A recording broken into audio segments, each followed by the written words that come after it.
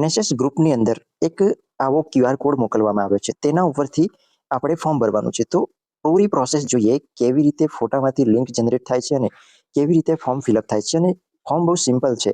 તો ચાલો જોઈએ. તો ફોર્મને અંતે આવું કંઈક તમારે ફોર્મ ફિલઅપ પ્રોસેસ પૂરી થાય ત્યારે આવું કંઈક દેખાશે. બરાબર, તો આ છે ફોટો. તો જઈએ આ ફોટાને અહીંયા, એટલે કે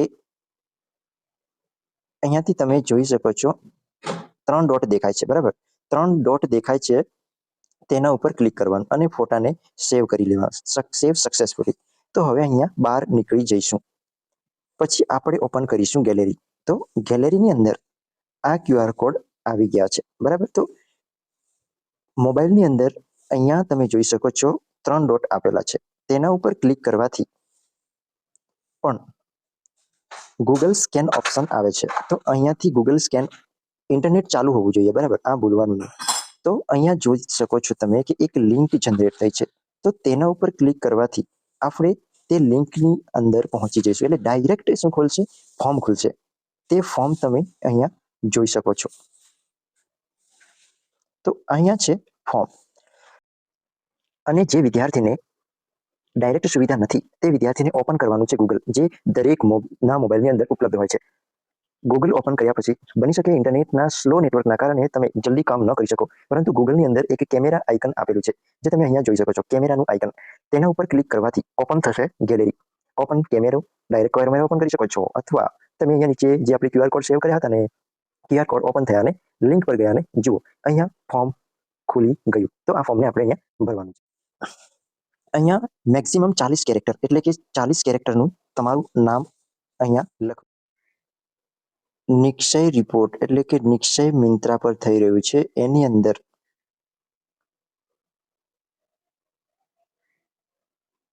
ભગોરા, અહીંયા તમારું નામ. બીજા ઓપ્શનમાં માય ભારત.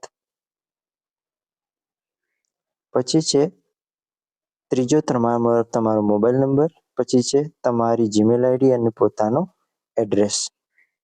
એના પછી છે સ્ટેટ સિલેક્ટ કરવાનો. સ્ટેટ સિલેક્ટ કરવા માટે સિલેક્ટ સ્ટેટ પર ક્લિક કરવાનું અને અહીંયા આવશે ગુજરાત. ગુજરાત ક્લિક કરીને સબમિટ ઉપર ક્લિક કરવાથી સબમિટ થઈ જશે.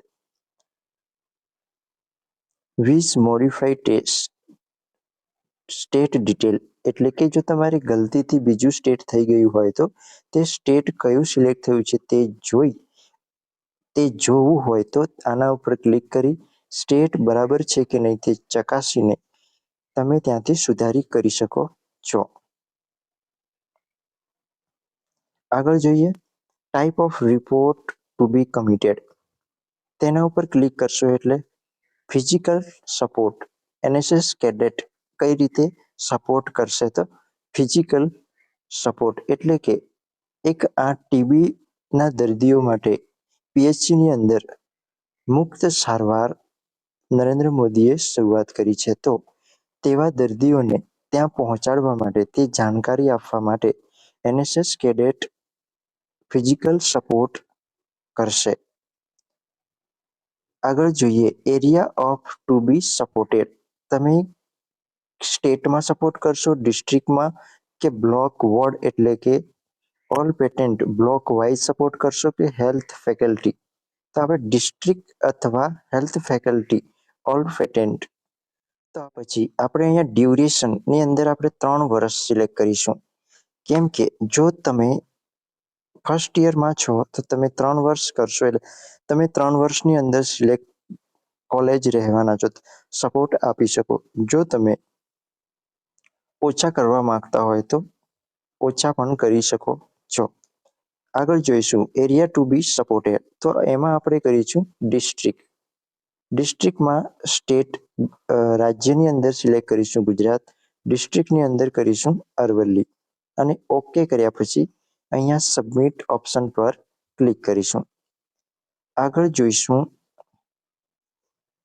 કોઈ એક બ્લોકને અહીંયા અલગ અલગ આપેલા છે, તો એના પર ક્લિક કરીને ડિસ્ટ્રિક્ટ જ કરવાનું અને સ્ટેટ ફરીથી એ કરીને અરવલ્લી કરી ઓકે કરી સબમિટ કરવાનું.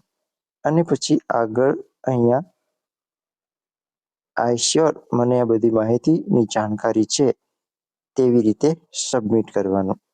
અને તમારું આ thank you for your registration detail to be officer to get back your future information. Please find contact detail to be DTO for your future reference. તો અહીંયા તમારું રજિસ્ટ્રેશન થઈ ગયું છે. સબમિશન ટુ ટે આઈડી ઇઝ ડન.